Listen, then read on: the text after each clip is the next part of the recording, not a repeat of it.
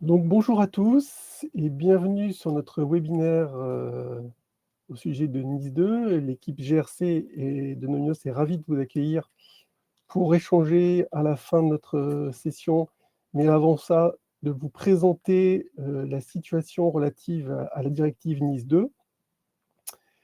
Donc nous avons une invitation qui a pour objectif de vous présenter les choses et de vous présenter surtout la façon qu'a Nomios de vous faire un point de situation. Donc pas besoin de paniquer, mais il est temps de s'y mettre. C'est vrai que c'est le message qu'il faut garder à l'esprit. La directive NIS 2, c'est un vrai sujet dont on va parler pendant 1 heure. Alors je suis ravi de vous accueillir et je laisse Yanis, avec qui j'ai la chance d'animer ce webinaire, se présenter.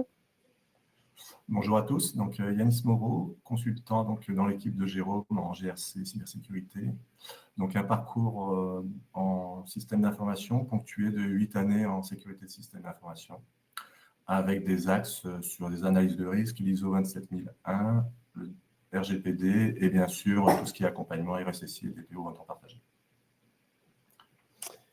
Merci Yanis. Et effectivement, en ce qui me concerne, chez Nomios depuis 9 ans maintenant, et dans le domaine de la cyber depuis le millénaire dernier, comme on dit. Alors, au travers de cette petite heure qu'on va passer ensemble, l'objectif, c'est de faire un panorama, un 360 sur la directive NIS 2. On commencera très rapidement par expliquer qui est Nomios et ce qu'on y fait rapidement. On reprendra l'historique et la genèse, notamment de la première version de NIS. Alors, elle ne s'appelait pas NIS 1, elle s'appelait Directive NIS, mais aujourd'hui communément appelée NIS 1. On vous fera un petit tableau de la directive NIS 2, qui est concerné, quels sont les critères et pourquoi on appelle dans le milieu, c'est l'arrivée de la directive NIS 2, le tremblement de terre. On vous présentera un point de situation à date, donc en cette fin du mois de juin 2025, de façon à ce que l'on puisse tous avoir les mêmes éléments d'actualité. Un plan d'action concret, ce que nous, on vous préconise et on vous recommande de faire. Et bien évidemment, on restera à votre disposition et on garde une session de questions-réponses pour la fin du webinaire. Donc, vous pouvez saisir vos questions dans la partie chat. Mathilde, qui est avec nous, s'occupe de recenser les questions et nous fera un petit retour sur l'ensemble de vos interrogations à l'issue donc de notre présentation. Alors, en un petit slide, la GRC chez Nomios, c'est évidemment l'acronyme de gouvernance, risque et conformité. Nomios, c'est une entreprise française de 300 collaborateurs qui travaille exclusivement dans la partie cybersécurité. C'est un intégrateur, ça veut dire qu'effectivement, on propose des solutions techniques et on implémente les solutions techniques chez nos clients. Mais nous avons aussi une approche à 180 degrés qui va de l'amont dans la partie audit et conseil, communément appelée audit et conseil, que représentent les activités de GRC, jusqu'à la partie SOC, VOC également, en passant par la partie service manager et évidemment le support.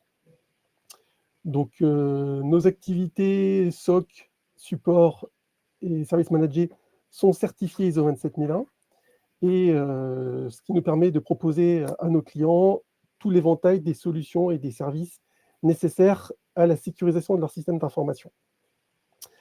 Concernant la GRC, vous avez ici les 3 piliers de nos activités.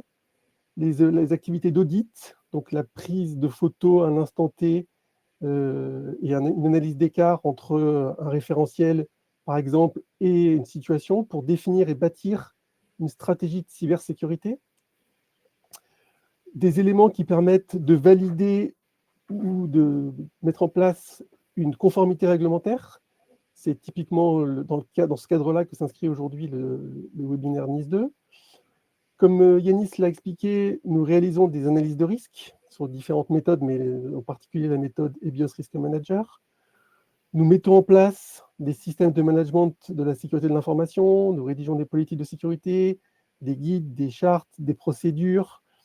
mise en place de plans de continuité, de plans de gestion de crise. Je ne vous cache pas que la gestion de crise a été un sujet qui nous a pas mal animés en 2024. Contexte sportif oblige. Nous réalisons des études d'implémentation, par exemple, sur l'étude de maturité d'organisation, pour l'adoption de techniques ou de technologies, comme le ZTNA, par exemple, qui nous a pas mal animés également. Nous faisons de la sensibilisation, formation en cybersécurité pour tout type de population, que ce soit de la partie purement technique, ou des gens qui ont les mains sous le capot, comme on dit, qui vont faire de la configuration, et là c'est plus la partie intégration, jusqu'à la partie sensibilisation, formation des dirigeants d'entreprise et des C-level. Nos activités, si je devais les résumer, ce sont celles d'un RSSI à temps partagé, avec les 3 ou 4 C du RSSI: consulter, concevoir, contrôler et communiquer. Au même titre que nous accompagnons aussi nos clients dans la gestion de leurs données à caractère personnel, avec des missions, par exemple, de DPO externalisées. Et le dernier pan, c'est une équipe qui réalise pour le coup des prestations très techniques, puisque ça va jusqu'à de l'ethical hacking, du pen test, test d'intrusion interne, externe, boîte noire, boîte blanche, boîte grise, test d'intrusion Wi-Fi, etc., audit de vulnérabilité. Donc, toutes les activités d'audit et conseil qui sont nécessaires pour la partie cybersécurité. Si je devais résumer en une phrase ce que je viens de dire là, la GRC, c'est à la cybersécurité ce que le code de la route est au permis de conduire. C'est nécessaire, voire indispensable, mais évidemment, ce n'est pas suffisant. En tout cas, ça permet d'adresser toutes les problématiques globales d'une mise en conformité relative à la cybersécurité. Et pour ça, on a un certain nombre de cadres qui nous accompagnent. Oui. Alors, nos cadres d'accompagnement, ils sont plutôt standards par rapport à, donc, à la cybersécurité et plutôt rythmés par l'actualité et donc plutôt riches en fait actuellement. Donc, on retrouve les cadres européens tels que NIS 2, DORA, résilience des services CRA, l'IA Act qui est très d'actualité et le RGPD. Donc, en lien avec donc, les obligations européennes et des cadres nationaux et des normes donc référentielles, soit internationales, soit plutôt américaines comme le NIST, le CIS. Donc, on s'attache vraiment à respecter tout ce qui est donc cadre réglementaire, comme donc pour les entités publiques, en lien avec tout ce qui est RGS, LPM, avec des guides de l'ANSSI, tels que donc, les guides d'hygiène ou la méthode IBIO-CRM, en respectant aussi le droit du travail et les réglementations de la CNIL. À savoir que nous sommes dans une étape cruciale aussi pour la GRC, c'est que nous sommes en train d'être qualifiés PASI ou PAX dans les mois à venir. Niveau référentiel internationaux, bien sûr, nous avons tout ce qui est normes 27001, 27002 jusqu'à 27005, l'analyse de risque, tout ce qui est continuité d'activité avec la 22301, le management de l'IA, qui est donc un sujet crucial actuel et qui donc intéresse grandement les différentes entités et organismes. On s'attache aussi à la partie réseau industriel, parce que c'est de plus en plus en fait vecteur d'attaque et des pans à sécuriser avec des vieilles technologies qui sont en cours de changement.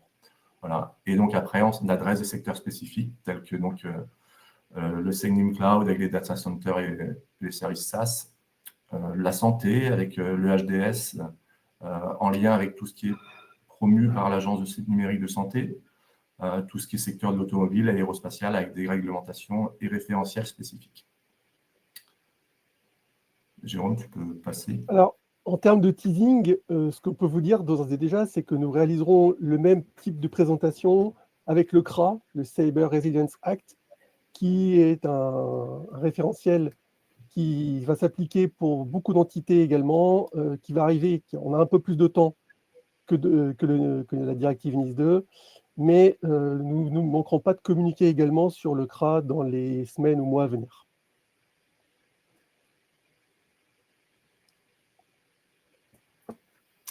Donc, tout d'abord, un point sur la directive NIS, avec l'application en fait, qui est toujours de vigueur en, fait, en Europe. Elle vient en fait, du fait en fait, que depuis les années 2000, en fait, il y a une mondialisation des échanges numériques, avec le big data, le cloud, la biométrie. Et donc, il y a un besoin sécuritaire en fait, très fort pour toutes les entités en fait, qui font des échanges et des interconnexions. Et à partir des années 2010, en fait, il y a eu une prise de conscience collective et une adaptation de la législation qui n'est plus devenue nationale, mais européenne, parce que les lois en fait, nationales étaient insuffisantes pour le périmètre en fait, des transferts de données et des interconnexions. Et c'est pour ça qu'on a vu voir en, fait, en 2016 deux réglementations en fait, importantes, le RGPD d'abord, et donc aussi Nice, qui était en fait une directive portant sur la sécurité des réseaux et de l'information pour promouvoir en fait, la cybersécurité au sein des entités essentielles tels que les opérateurs des services essentiels, les OSE, ou les fournisseurs de services numériques, les FSN. Ce qui était important, donc, c'est d'intégrer cette coopération européenne pour favoriser l'échange d'informations et les bonnes pratiques entre États. Donc, nous, on a la chance en France d'avoir l'ANSSI, mais d'autres États donc, ont d'autres agences nationales qui leur permettent en fait, de promouvoir la cybersécurité tout en harmonie avec la coopération européenne. Cependant, donc NIS 1 a quelques limites. Les limites d'harmonisation, donc difficulté d'harmoniser au niveau européen, mais aussi une couverture sectorielle et de réponse aux incidents un peu insuffisante, jugée insuffisante jusqu'à présent. En effet, la notification, par titre d'exemple, elle était uniquement nécessaire et obligatoire pour les opérateurs de services essentiels. Ainsi, par exemple, un hôpital victime d'une cyberattaque avec un système paralysé n'avait pas de délai type en fait, pour notifier en fait, son incident et non plus en fait, une obligation de détailler en fait, l'attaque. Autre point, elle n'avait pas non plus l'obligation de notifier tous les utilisateurs et clients en fait, impactés par cette attaque. Donc, c'est un peu la grande limite en fait, de NIS 1 qui en fait, engendre en fait, la nouvelle version vers NIS 2.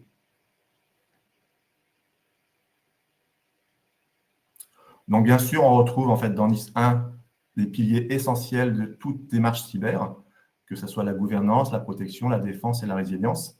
Et on peut retrouver, donc, conformément aux grands principes en fait, de cybersécurité, les différentes thématiques et règles en fait, associées, que ce soit donc, en gouvernance, l'analyse de risque, les politiques de sécurité, des homologations de sécurité pour donc, être conforme donc, à la directive et à l'application, des indicateurs, des audits récurrents de la sécurité, des cartographies pour maîtriser l'ensemble dans son système d'information. Ça, c'est pour la gouvernance. Sur les niveaux protection, donc tout ce qui est configuration, les cloisonnements réseau, les accès à distance, les filtrages des flux, la gestion des comptes d'administration, le système d'administration en lui-même, les principes d'identification, d'authentification, de droit, avec donc, tout ce qui est donc, les systèmes de gestion d'identification et d'accès. Voilà. Les procédures de maintien en conditions de sécurité, le fameux MCS, et toute la sécurité physique et environnementale liée donc, au cadre en fait, de l'activité. En défense, on a bien sûr tous les principes de détection, de journalisation, de corrélation et d'analyse de journaux pour pouvoir répondre aux incidents et traiter les alertes. Et en résilience, bien sûr, tout ce qui est gestion de crise. Donc, on voit donc les grands thèmes majeurs de la cybersécurité cités ici avec donc des règles spécifiques. Alors, sur la base de ces éléments de NIS 1, évidemment, NIS 2 va s'appuyer sur un certain nombre de choses pour faire évoluer le contenu et les différentes mesures. Alors, pourquoi NIS 2 ? Yanis l'a expliqué, l'adoption et l'adaptation de la directive NIS 1 a été sensiblement différente dans les différents pays qui étaient concernés, avec une nomination du nombre d'opérateurs de services essentiels, donc les OSE, qui allait de 1 à 1000 en fonction si on calcule le rapport OSE versus nombre de citoyens dans le pays, ce rapport allait de 1 à 1000. Donc une adoption différente dans les différents pays, forcément, et donc un besoin pour l'Europe d'essayer d'harmoniser les choses.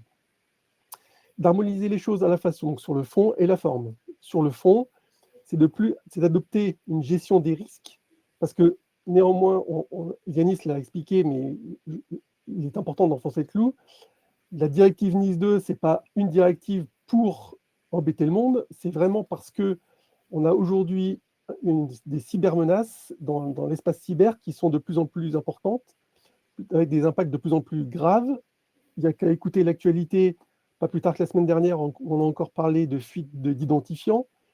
Donc l'objectif, c'est à un moment donné de légiférer pour que les entreprises, les organisations, les administrations, parce que les administrations publiques sont évidemment concernées, puissent commencer à protéger leur patrimoine immatériel. Et donc, cette gestion des risques, c'est quelque chose qui va s'appliquer à de plus en plus d'acteurs et d'entités. Yanis en a parlé, les obligations de déclaration et de partage des informations sont également importantes, avec l'objectif, c'est de nommer un organisme dans chaque pays qui va centraliser les informations pour coordonner au niveau de l'Europe ces échanges d'informations. En France, évidemment, ce sera l'ANSSI, qui sera le point central et qui va représenter la France au sein des différentes instances européennes. Un troisième point important qui a justifié l'évolution vers la directive NIS 2, c'est la capacité de réponse aux incidents.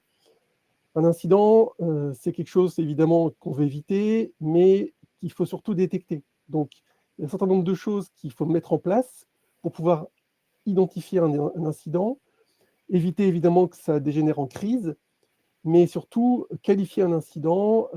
Et la directive NIS 2 et son règlement d'exécution, dont on va parler juste après, donnent certains éléments. Un autre point important, c'est la sécurité de la supply chain, c'est-à-dire de valider la sécurisation de l'ensemble des maillons d'une chaîne, c'est-à-dire qu'un client qui va être, un organisme qui va être soumis à NIS 2 doit également vérifier que ses partenaires, ses fournisseurs, ses sous-traitants soient conformes également à la directive NIS 2. Et la mise en place du chiffrement des données, avec l'article 16 bis dont on pourra reparler éventuellement, qui a fait beaucoup parler ces derniers jours et dernières semaines, pour la sécurisation des données dans le transport et le stockage de l'information. Alors, les acteurs concernés, si vous êtes là aujourd'hui, c'est que vous vous posez la question, que ce soit dans le secteur privé ou dans le secteur public. Effectivement, la grosse nouveauté, c'est que le secteur public va être concerné par NIS 2. Alors, tous les secteurs publics ne seront pas forcément concernés. Il y a des critères de taille qu'on verra un petit peu plus loin. En attendant, NIS 1, ça touchait 10 secteurs d'activité et entre 300 et 500 entités, ça dépend un petit peu des chiffres. NIS 2, on va concerner 18 secteurs d'activité qu'on verra un petit peu plus tard et environ 15 000 entités en première approche avec une deuxième lame, ce que j'appelle une deuxième lame, c'est-à-dire les personnes qui sont fournisseurs, partenaires, les entités directement concernées. Alors les obligations, Yanis les a identifiées juste avant, les 23 obligations de NIS 1, qui commençaient par identifier évidemment un représentant auprès de l'ANSSI, d'appliquer les règles de sécurité et de déclarer l'incident à l'ANSSI pour les 300 entités. Aujourd'hui, on attend la transposition de la directive en droit français. On n'a pas parlé du process, mais une directive, c'est un document qui a été publié par les instances européennes qui doit être transposé en droit national. À l'heure où on se parle, donc fin juin, Yanis s'expliquera en détail tout à l'heure, il y a un slide sur le sujet, mais on est dans une phase où c'est l'Assemblée nationale qui a le sujet entre les mains, qui consulte et qui va travailler sur un projet de loi qui a déjà été validé par le Sénat. Ça, tout le monde le sait à peu près. Par contre, ce qui est important également de savoir, c'est la petite astérix qui est là, c'est que en attendant la transposition en droit français, il existe quand même un document qui a été publié par l'Europe, qui s'appelle un règlement d'exécution, qui a été publié le lendemain de la date d'échéance de transposition qui était le 17 octobre 2024. Ce document a donc été publié le 18 octobre, ce règlement d'exécution, avec une mise en application une vingtaine de jours à l'issue de la publication au journal officiel, donc début novembre 2024. Donc ce règlement d'exécution, c'est comme le RGPD, le règlement pour la protection des données personnelles, il s'applique tel quel pour les entités concernées. Et ça, c'est quelque chose qu'on n'a pas forcément tous vu. Donc, en tout cas, en ce qui nous concerne, on l'a vu un petit peu en décalé. Ça cible certaines activités particulières, des entités critiques qui sont identifiées dans ce règlement d'exécution. et en particulier pour la partie data center, gestion des data centers, donc de vos partenaires, de vos sous-traitants éventuellement si vous faites appel à de l'informatique en nuage. C'est important de regarder ce document parce qu'il prend en compte un certain nombre de choses. Il définit, ce que je disais juste avant, la notion d'incident et d'incident important avec des critères typiquement d'indisponibilité. Donc, il y a des seuils de 30 minutes ou des seuils d'impact financier qui donc permettent d'évaluer à la fois la notion d'incident important ou d'incident récurrent. Et ça, c'est quelque chose qu'il faut prendre en compte parce que c'est forcément quelque chose qui va aussi être décliné pour l'ensemble du projet de loi de la directive NIS 2. Donc, je vous invite, premier point, à regarder si vous en avez la possibilité, ce règlement d'exécution qui est disponible sur le site de l'Union européenne. Et qu'on a mis en lien. Je tiens à préciser que vous aurez tous les liens en fait, sur la dernière diapositive pour accéder à l'ensemble des documents qu'on cite. En effet, effectivement. Alors, êtes-vous concerné? Aujourd'hui, la directive NIS 2, elle s'applique elle définit deux types d'entités, les entités importantes et les entités essentielles qui ont un niveau de maturité, en tout cas à qui on demande un niveau de maturité plus élevé qu'aux entités importantes. C'est pour savoir si vous êtes une entité essentielle ou une entité importante, il y a quelques critères qui sont les critères du nombre de collaborateurs, entre 50 et 250 collaborateurs, en gros, si je résume. Moins de 50, en principe, je dis bien en principe, on n'est pas concerné par cet aspect d'entité importante. Alors, il y a un petit bémol, c'est sauf si l'ANSSI décide que vous l'êtes, parce que vous avez un positionnement important dans l'écosystème cyber français, et que donc une défaillance ou un incident qui concernerait cette entité porterait préjudice. Donc, le premier critère, 50 collaborateurs et 250 collaborateurs. Donc, entre 50 et 250, c'est entité importante. Au-dessus de 250 collaborateurs, c'est soit une entité essentielle, soit une entité importante, et ça va dépendre du chiffre d'affaires ou du bilan. Le chiffre d'affaires, c'est entre 10 et 50 millions d'euros par an. Donc, entre 10 et 50 millions d'euros par an, on reste une entité importante. Au-dessus de 50, on bascule dans l'entité essentielle. Pour connaître votre éligibilité, il y a un site, et Yanis l'a dit, on vous transmettra le lien à la fin. Il y a un site qui permet de savoir si on est éligible ou pas, qui va en fait implémenter cet algorithme qui est représenté ici sous la forme d'un tableau, qui s'appelle monespacenis2.gouv.fr, mais vous verrez ça un petit peu plus tard. Donc, les premiers critères sont les critères de chiffres, et le second critère sont les critères de secteur d'activité. Alors, en secteur d'activité, on va retrouver donc bien sûr tous ceux qui sont déjà couverts par NIS 1, que vous retrouvez en noir, l'énergie, transport, secteur bancaire, santé, eau potable, eau usée, les entités importantes, fabrication, production et distribution de produits chimiques. Et NIS 2 va ajouter en fait, à cela en fait, des acteurs donc, indispensables aussi pour l'écosystème numérique français et européen. Tout ce qui est infra de marché financier, les infrastructures numériques, les gestions de services TIC, l'administration publique, bien sûr, l'espace, les services postaux et d'expédition, la gestion des déchets, production, transformation et distribution de denrées alimentaires, fabrication, fournisseurs numériques et recherche. Alors, à savoir, donc, en fonction des activités que vous menez, vous pouvez être en fait soit dans une catégorie, entité essentielle, ou soit dans l'autre, entité importante. Sur tout ou partie de vos systèmes d'information. C'est-à-dire que vous pouvez avoir en fait des systèmes d'information spécifiques sur donc, un secteur d'activité qui sera impacté en fait par NIS 2 ou un secteur en fait un peu moins essentiel qui sera impacté par NIS 2 version entité importante. Et les réglementations et les mesures seront différentes en fonction de ces écosystèmes en fait à traiter. Alors, la grosse nouveauté, vous l'avez vu ici en bas à gauche, avant-dernière ligne, c'est que les administrations publiques sont concernées par NIS 2.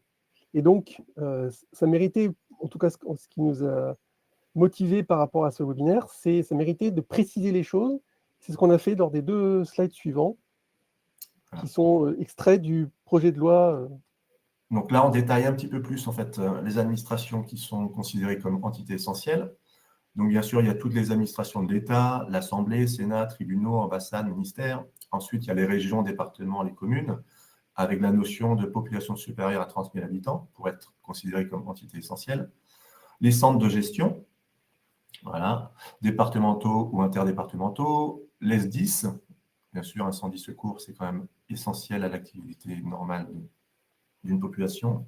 Tout ce qui est communauté urbaine, communauté d'agglo, les métropoles, établissements publics administratifs, avec des secteurs hautement critiques ou critiques. Voilà. Donc, pas tous les secteurs ici, mais vraiment les établissements publics qui sont considérés comme secteurs hautement critiques ou critiques.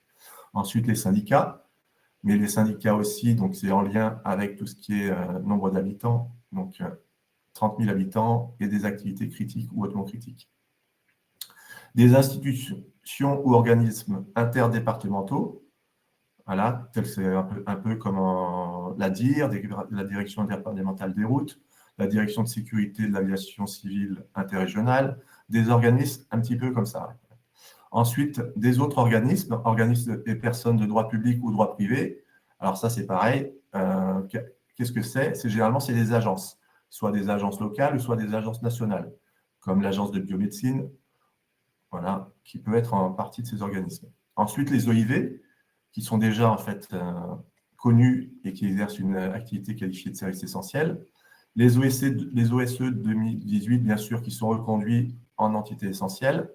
Et ensuite, tous les établissements d'enseignement qui ont des activités de recherche. Ça, c'est pour les activités essentielles. Voilà un petit peu, en fait, le périmètre des entités essentielles. Les entités importantes, maintenant, c'est tout ce qui sera communauté de communes et établissements publics administratifs qui s'inscrit dans les secteurs d'activité critiques ou hautement critiques. Les établissements d'enseignement, bien sûr, avec de la recherche, mais qui ne sont pas entités essentielles. Donc, on voit qu'en fait, que tous les établissements d'enseignement seront compris. Distinguo sur la recherche, bien sûr. Tout ce qui est EPA, établissements publics administratifs de l'État, par exemple la CAF, dans ce cadre-là, qui entre dedans. Les autres organismes et personnes de droit public et de droit privé, qui sont chargés de services publics et qui sont donc distingués des entités essentielles. Et ensuite, pour finir, les EPIC, donc établissements publics à caractère industriel et commercial, des secteurs d'activité hautement critiques ou critiques, qui emploient moins de 50 personnes et un CA, en fait, un bilan annuel en fait, de 10 millions d'euros, et qui ne sont donc pas entités essentielles. Donc les EPIC, c'est par exemple l'ADEME ou l'AFPA. Voilà, et ensuite on arrive en fait sur le troisième en fait, point important, donc ce que Jérôme a signifié tout à l'heure, tout ce qui est entité spécifique en fait liée à des infrastructures numériques éthiques qui ont donc eux leur propre règlement du fait en fait du périmètre en fait d'action qui n'est plus national mais forcément en fait européen du fait par rapport à leurs services et aux infrastructures qu'ils mettent à disposition. En gros, ces entités-là, qui considèrent en fait d'être l'épine dorsale en fait de l'économie numérique, telles que les data centers ou les opérateurs. Et ceux-là donc sont déjà en fait soumis donc au règlement que Jérôme a stipulé tout à l'heure. Et donc il faudra pour vous en fait en tant que sous-traitant ou prestataire ou partenaire avoir une évaluation de conformité en lien donc avec ce règlement spécifique et non pas la directive transposée en fait par rapport à l'ANSSI sur votre périmètre. Donc, c'est bien ça qu'il faut prendre en considération, c'est que l'évaluation de ces entités devra être faite conformément donc, au règlement en fait, mis en applicabilité donc, cette année déjà. Je laisse la main à Jérôme. Alors, si on n'y est pas, donc on parle d'une directive NIS 2 qui va être transposée en loi. Donc, on parle d'un projet de loi aujourd'hui, projet de loi relatif à la résilience des infrastructures critiques et au renforcement de la cybersécurité. Donc la spécificité, c'est qu'en France, on va consolider trois référentiels qui sont donc NIS 2, qui est DORA. DORA, c'est la déclinaison de NIS 2 pour les établissements financiers et le REC pour la résilience des entités critiques. Donc, pour éviter un millefeuille qui est déjà assez compliqué, un millefeuille administratif, ces trois référentiels vont être consolidés en un seul, qui va devenir donc une loi. Et puisque c'est une loi, ça va s'appliquer, c'est obligatoire, avec la possibilité d'avoir malheureusement des sanctions.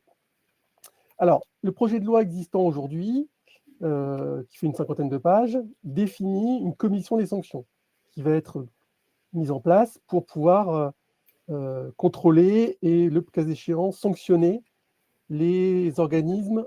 Alors, je dis organismes ou organisations, encore une fois, ce n'est pas que du privé, mais c'est aussi du public, pour le périmètre de Nice 2. La spécificité, vous l'avez ici, avec des rectangles rouges, c'est un extrait direct de la directive Nice 2.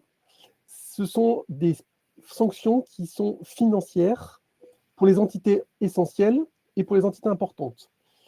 Les entités essentielles, vous voyez qu'on parle de 10 millions d'euros ou 2% du chiffre d'affaires annuel mondial. Pour les entités importantes, on parle de 7 millions d'euros ou 1,4% du chiffre d'affaires mondial. Ce qui est important de savoir, c'est que les établissements publics sont exclus du périmètre des sanctions financières. Donc, on voyait mal comment l'application d'une sanction financière d'un organisme public vers un autre aurait pu se faire. Ça a été exclu, évidemment, du projet de loi aujourd'hui entre les mains de l'Assemblée nationale. Néanmoins, ça reste quand même la loi, donc avec les sanctions, les établissements publics sont particulièrement vigilants à tout ce qui est application de la loi, bien évidemment, et les sanctions financières sont plus évidemment à destination des secteurs privés. Donc si je résume, les sanctions financières, ce ne sont que pour les établissements privés, et l'obligation s'impose à tous ceux qui sont concernés par la directive et la loi de directive Nice 2 et le projet de loi relatif à la résilience des infrastructures critiques et au renforcement de la cybersécurité. Une fois qu'on s'est dit ça, on disait qu'effectivement, fin du mois de juin, l'actualité était assez dense. Il est important pour nous de faire un petit peu et prendre un peu de recul, faire un point de situation, notamment sur ce qui existe et ce qui a été fait en France et en Europe. Et donc, typiquement, vous avez ici une carte de l'état de la transposition de la directive Nice 2 dans les différents pays. Donc, le code couleur qui est au milieu vous montre les pays qui sont en vert, qui ont fait le boulot, on va dire, qui ont transposé la directive et qui sont aujourd'hui sur les rails. En France, à gauche, vous avez un extrait du site de l'ANSSI avec les dates qui étaient prévues et on voit aujourd'hui qu'on a un petit peu de retard, qui s'explique par un contexte évidemment politique l'année dernière qui était un peu compliqué et par une volonté de consultation de la part des instances de façon à pouvoir adresser un maximum de personnes, de prendre en compte le maximum d'éléments pour pouvoir identifier toutes les contraintes et de définir un projet de loi et une loi qui soit en adéquation avec les besoins. La commission, malgré tout, vous voyez à droite, a lancé un petit avertissement et a donné 2 mois, donc c'est quelque chose qui est assez récent, c'est un article qui date du 7 mai, donc il y a quelques semaines maintenant, qui a demandé à ce que les travaux soient faits très rapidement et ils ont laissé 2 mois pour avoir un plan d'action, concrètement. Et si je compare un petit peu avec ce qui a été fait en Belgique, nos voisins belges, leur projet de loi a été voté il y a déjà plus d'1 an maintenant, en avril 2024, et ils avaient défini, comme le demandait la directive, un certain nombre de choses à partir du 18 octobre 2024. Notamment, ils avaient un délai de 5 mois pour s'enregistrer. Le principe, il sera également vrai en France. Les entités, les organismes devront s'enregistrer auprès de l'ANSSI. Donc, en Belgique, ils avaient laissé 5 mois pour s'enregistrer auprès de l'ANSSI belge. Le CCB, c'est l'ANSSI belge. Il y avait un cadre de référence cyberfondamental, qu'ils appelaient cyberfondamental, qui, en fait, permettait d'obtenir une certification, sachant que les Belges ont fait le choix de s'appuyer majoritairement sur la norme ISO 27001, que vous connaissez peut-être, et donc une certification ISO 27001 en Belgique permettait de montrer qu'on était conforme à la directive Nice 2. En France, les choses seront un petit peu différentes. Le directeur de l'ANSSI, M. Vincent Strubel, a expliqué que l'ISO 27001 ne pouvait pas s'appliquer à la fois aux entités importantes et aux entités essentielles pour des questions de maturité. Et donc, l'objectif, c'est effectivement d'avoir quelque chose qui soit un peu plus en adéquation avec ce que les organismes français sont en capacité de faire.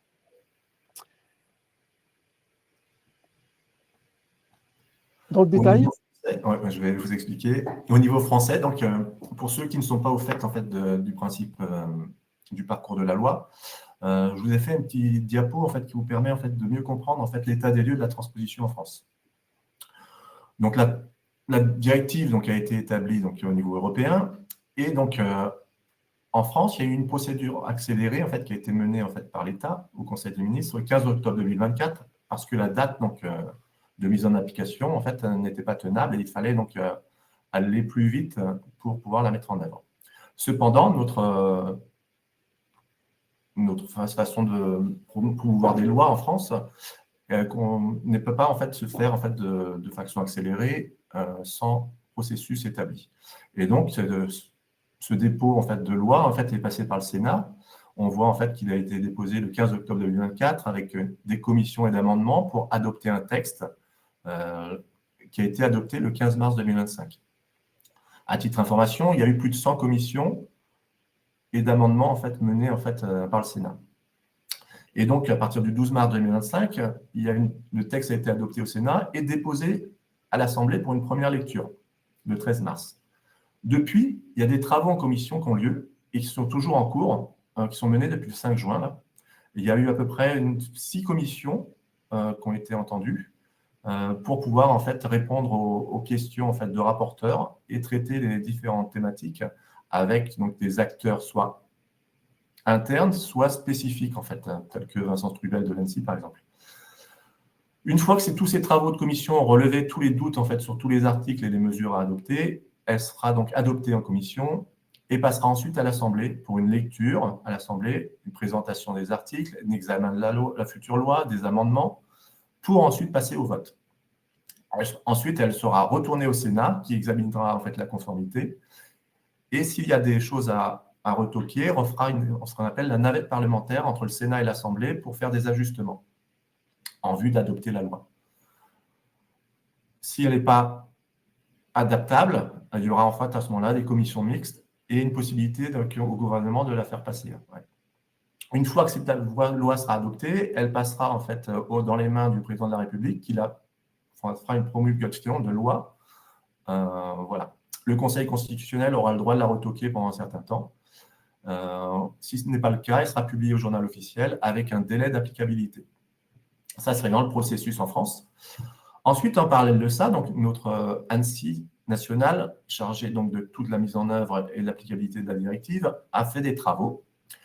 Comme l'énonçait Jérôme tout à l'heure, il a fait des consultations en fait, sur tous les l'écosystème français sur différents secteurs d'activité et qui a été donc rendu le 30 mai 2024.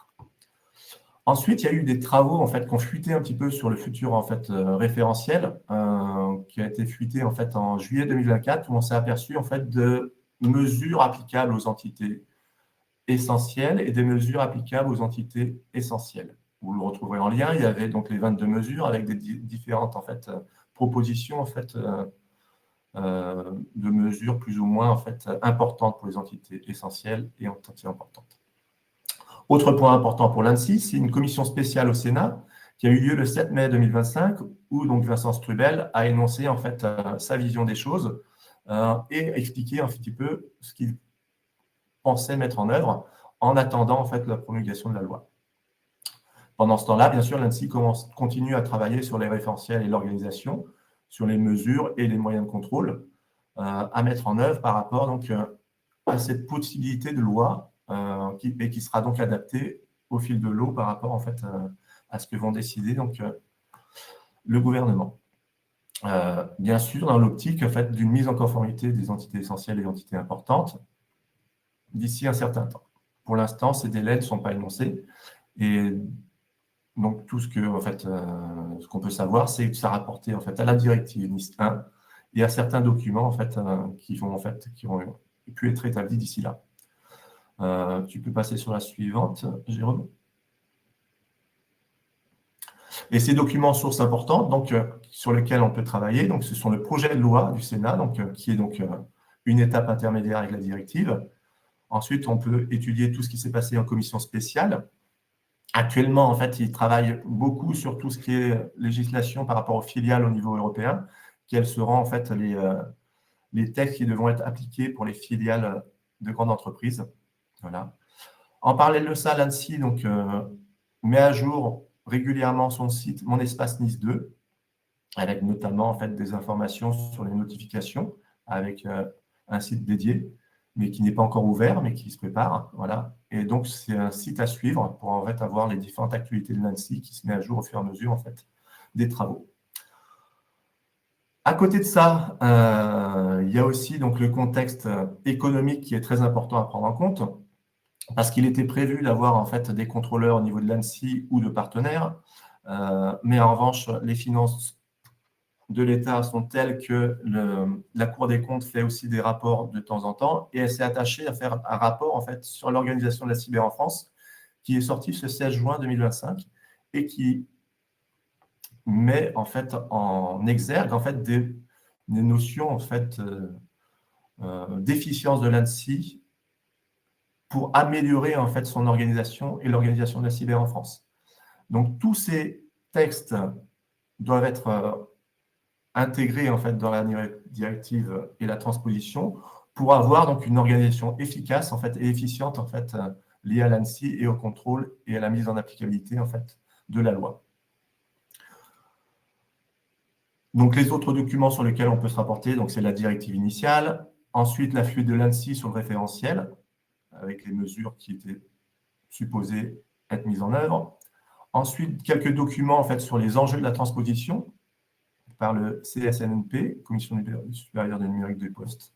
Voilà. Une étude d'impact du projet de loi, le règlement,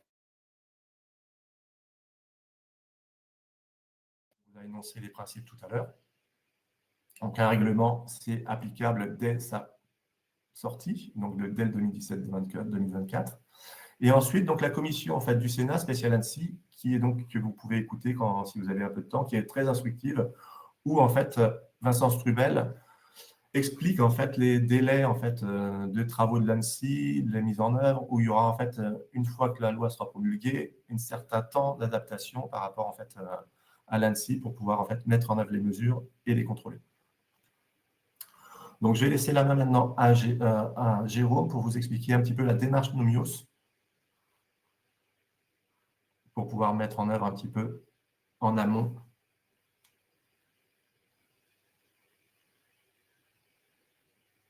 Jérôme, ton micro. Ouais. Excusez-moi.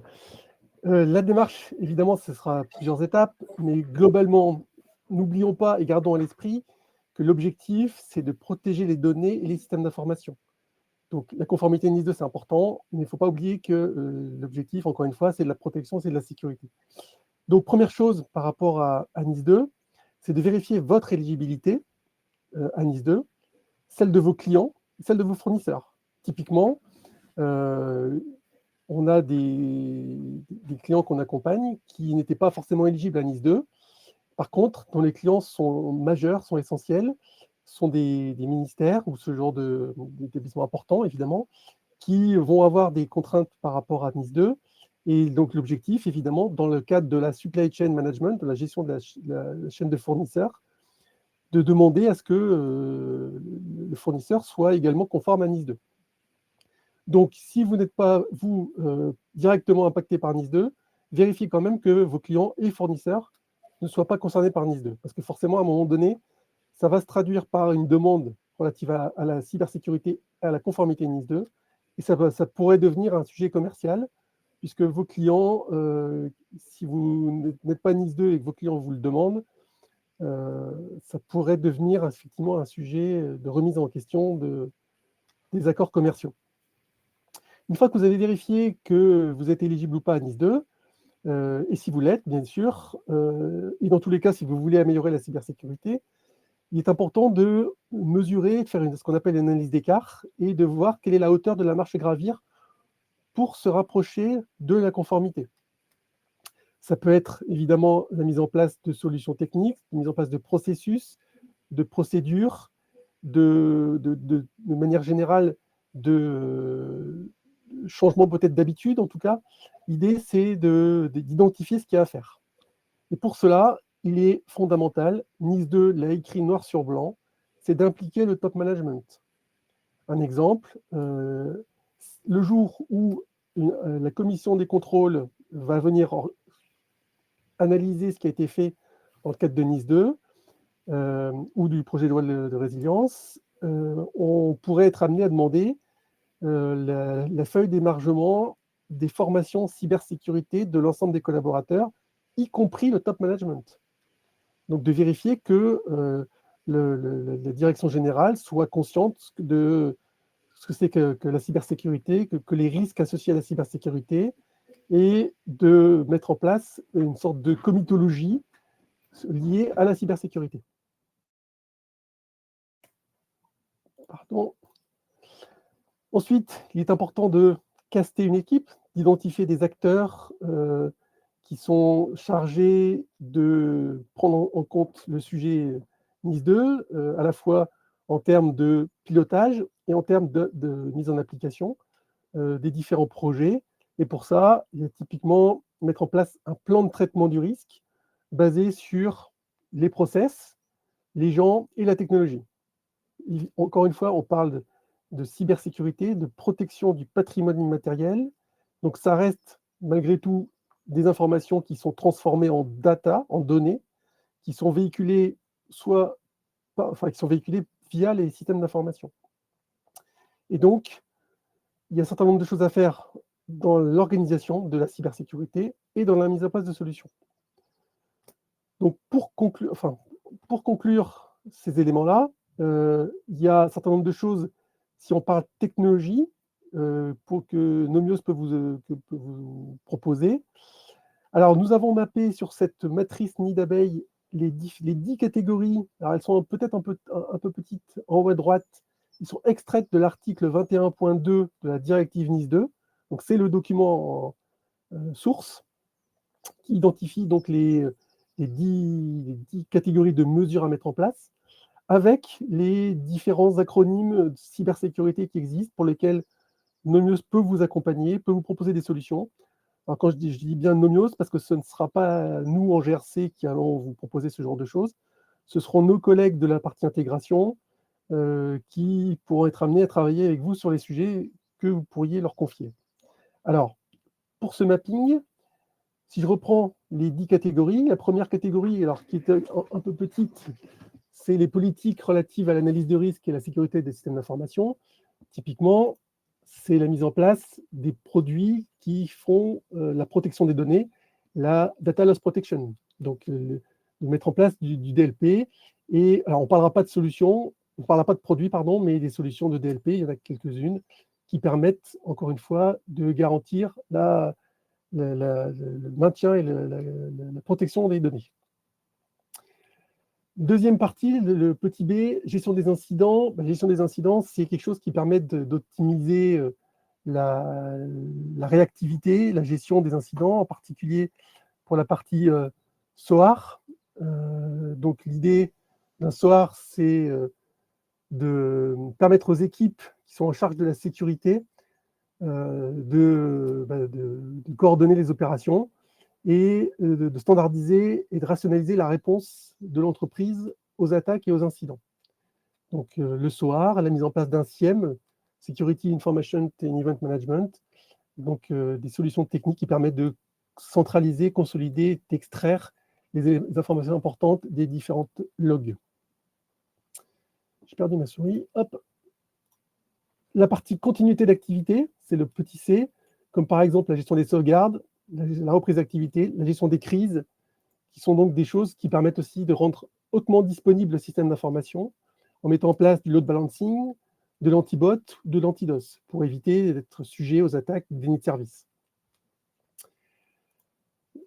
La petite idée dont on ne parle pas, sécurité de la chaîne d'approvisionnement, évidemment, c'est important, et pour lequel nous, on bascule sur la partie E, la gestion des réseaux et des vulnérabilités, avec la découverte des différents acronymes SD-WAN, LAN, Wi-Fi, microsegmentation, etc. Tout ce qui est nécessaire à la mise en place de la sécurité de votre réseau, quelque chose d'important. Et je vois que le temps passe, je me dépêche. La partie cyberhygiène, le petit G, les pratiques en base, c'est clairement écrit comme ça, les pratiques de base en matière de cyberhygiène et de formation à la cybersécurité. Donc évidemment, on est en mesure de mettre en place l'hygiène des flux, la protection, donc de vérifier que les flux soient bien exempts de malware, par exemple, en contrôlant la mise en place des flux, par les différentes solutions techniques, la mise en place de chiffrement, avec la mise en place de chiffrement, par exemple, des flux avec le VPN, ou la mise en place du Zero Trust Network Access, les accès, les gestions des accès avec les gestions des actifs. Et de première chose à faire, on l'a dit, c'est la cartographie, évidemment, de savoir ce qu'il y a sur votre réseau. On ne sécurise que ce que l'on connaît. Gardons bien à l'esprit qu'on parle sécurité et cybersécurité. Donc pour ça, il faut savoir ce que j'ai sur mon réseau et comment je fais pour le sécuriser. Donc la matrice Nidabay se dévoile quasiment complètement avec le dernier point, la mise en place de MFA, aujourd'hui qui est très, très généralisé. Ce principe d'avoir quelque chose que je connais, quelque chose que je possède, c'est-à-dire typiquement un login mot de passe que je connais et quelque chose que je possède, c'est souvent un smartphone qui va recevoir un code un second code d'identification et d'authentification pour garantir que la personne qui se connecte est bien celle qu'elle prétend être. Voilà, donc sur la base de tous ces éléments, évidemment, Nomios se tient à votre disposition par rapport aux différentes solutions. Alors, en conclusion, ce qu'on peut dire, c'est que NIS2 aujourd'hui, ce n'est pas la révolution, dans le sens où les thématiques adressées sont connues depuis longtemps. Ce qui est par contre le tremblement de terre, c'est que maintenant, ça va être obligatoire. Donc, en attendant, les cyberattaques continuent, voire s'amplifient. Aujourd'hui, encore une fois, on le disait tout à l'heure, les fuites de données sont de plus en plus importantes et de plus en plus massives dans l'actualité. Ça fait de plus en plus peur, mais donc l'idée, c'est effectivement de protéger le système d'information. Ce qui est important aussi, c'est que les incidents doivent être déclarés à l'ANSSI. Donc pour ça, tout le process de déclaration d'incident doit être connu, identifié, à la fois les contacts, mais surtout identifier l'incident. On se rend compte depuis quelques années que le temps de détection d'un hacker ou d'un pirate sur le réseau a tendance à diminuer. C'est parfois encore un peu long, mais il est important d'être en capacité à identifier l'incident et ce que c'est qu'un incident. En effet, si on attend un peu trop, la dette en cybersécurité peut vite s'alourdir. C'est un secteur qui va très vite. C'est un peu le jeu du gendarme et des voleurs. Les voleurs vont vite, donc les gendarmes doivent courir aussi très vite. Donc c'est important. Et c'est un projet de l'organisation, c'est-à-dire que ce n'est pas simplement un projet qui est porté par l'ingénieur sécurité, voire le RSSI ou le DSI, c'est un projet qui va structurer globalement l'organisation, et donc l'organisation avec un grand O volontairement, puisque les établissements publics sont également concernés, comme on disait tout à l'heure. Yanis a largement développé le sujet. Et donc, l'idée, c'est de ne pas attendre, parce que même si on entend dans l'actualité que les contrôles ne se feront pas tout de suite, néanmoins, comme il est résumé ici, les attaques cyber continuent et les contrôles arriveront, quoi qu'il arrive. Ils vont arriver. Donc, autant commencer le projet sereinement plutôt que de le faire en stress parce qu'on a pris trop de retard. Voilà le message qu'on voulait vous dispenser aujourd'hui. Il vous reste un petit peu de temps pour les questions. Je ne sais pas s'il y en a. En tout cas, on vous remercie de votre participation et on reste à l'écoute.